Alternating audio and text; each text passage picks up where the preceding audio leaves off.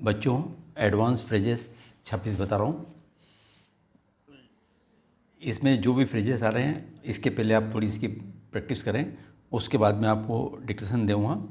उस डिक्टेशन को आप आराम से 100-120 की गति से लिखना चाहें लिख पाएंगे। पहले आउटलाइन देख लें। विकासशील देश,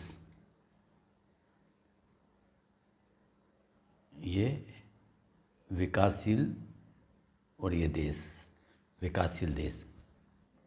गुट निरपेक्ष देश, गुट निरपेक्ष के लिए आपको ग को आधा करें, ट निकल जाएगा। निरपेक्ष और यहीं इसमें देश लगा दें, गुट निरपेक्ष देश। बुनियादी रूप से, लाइन को काट के ये बुनियादी और र से काट दें, बुनियादी रूप से। गुट निरपेक्ष आंदोलन, वो का वही आपको गुट निरपेक्ष और आंदोलन लगा दिए, न का आंकड़ा लगा दिए, आंदोलन। ये देश हो जाएगा और ये आंदोलन हो जाएगा। उदाहरण के लिए, उदाहरण का मेरा सब चिन्ह है, डाउनवर्ड र, इसको आप ल लगा दें उदाहरण के लिए। आम सहमति से, आम सह का बड़ा बोला, सहमति से, आम सहमति से। विस्फोटक स्थिति, लाइन को काट के विस्फो आधा कर दें, ट निकल जाएगा। विस्फोटक स्थिति, बीच में से काट दें इसको फ के लिए, विस्फोटक स्थिति। अंतर्राष्ट्रीय संबंध, लाइन को ऊपर लिख के अंतर को डबल करें, अंतर्राष्ट्रीय, और सम को छोटा कर दें, अंतर्राष्ट्रीय संबंध। संयुक्त राष्ट्र संघ, ये संयुक्त के लिए अंग को घेरा करें, संयुक्त राष्ट्र संघ। ST लूप लगाने की जरूरत नहीं, स से राष्ट्र पढ़ने में आ जाएगा। सामाजिक कारणों से, सामाजिक का सब चिन्ह है, इसी में कारणों से लगा के बिंदी लगा दें, सामाजिक कारणों से। निश्चित रूप से, निश्चित करके र से काट दें, रूप से। दिया जाना चाहिए, लाइन को काट के दिया जाना चाहिए। चिंता का विषय, लाइन को काट के चिंता का विषय। आशा है कि, आशा है कि। आगे देखें। आणविक शस्त्र, आणविक स को डबल कर दें, शस्त्र। इस बात की प्रतिज्ञा करें, इसको ब को आधा करें, बात की प्र को आधा करें, प्रति निकल जाएगा, प्रतिज्ञा करें, इस बात की प्रतिज्ञा करें। विचार करने के लिए, विचार का सब चिन्ह हमारे पास, और इसके पास में ल लगा दें अकेला, विचार करने के लिए। विचार करने के पहले हो तो पहले के लिए आप ल लगा के बिंदी लगा दें। विचार करने से पहले हो तो सर्कल सा लगा के ल लगा के बिंदी लगा दें, तीनों एक साथ हो जाएगी। आणविक हथियार, आणविक हा को आधा करें और डाउनलोड र कर दें, आणविक हथियार। ऐसे प्रश्नों पर, लाइन को टच करके प्रश्नों को डबल कर दें, प्रश्नों पर। दक्षिण एशियाई क्षेत्र,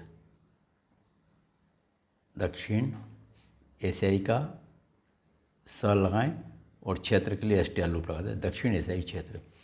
चर्चा करना चाहूँगा, चर्चा को डबल कर दें, करना चाहूँगा, हा का बड़ा गोला रखा, चर्चा करना चाहूँगा। तो ये बच्चों वो फ्रेजेस हैं जो 26 नंबर की एडवांस आउटलाइन में बता रहा हूँ मैं। ये सारे फ्रेजेस आपके बहुत ही स्पीड के हैं, थोड़ी सी अगर आप प्रैक्टिस करते हैं तो इसको बहुत ही आसानी से लिख पाएंगे। बच्चों मैं कोशिश करता हूँ ज़्यादा से ज़्यादा आप लोगों को डिक्टेशन दूँ और फ्रेजेस भी दूँ। अगर आपको पसंद आते हैं तो आप इसको सब्सक्राइब भी करें, ताकि आपको जो भी मैं डिक्टेशन छोड़ूँ या आउटलाइन दूँ तो आपके पास तत्काल पहुँचे। धन्यवाद। अब डिक्टेशन लेकें 100 शब्द प्रति मिनट गति के स्पीड से। Yes, start. अधिकांश विकासशील देशों की तरह भारत में भी गुट निरपेक्ष विदेश नीति का अपनाया जाना आज पहले किसी भी समय की अपेक्षा अधिक प्रासंगिक हो गया है।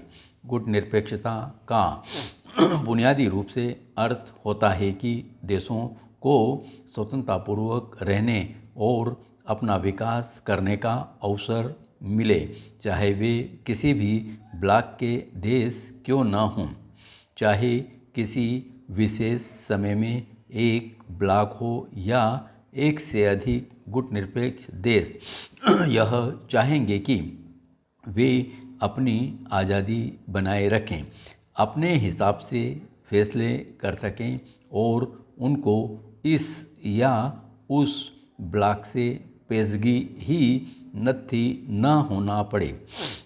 गुटनिरपेक्ष आंदोलन इस बात का स्थायी उदाहरण है कि किस तरह आम सहमति से फैसले किए जाते हैं। शीत युद्ध के बाद जो युक्त और सैनिक वास्तविकताएं सामने आई हैं, उनके लिए भी इसी आम सहमति का मार्ग अपनाना पड़ेगा।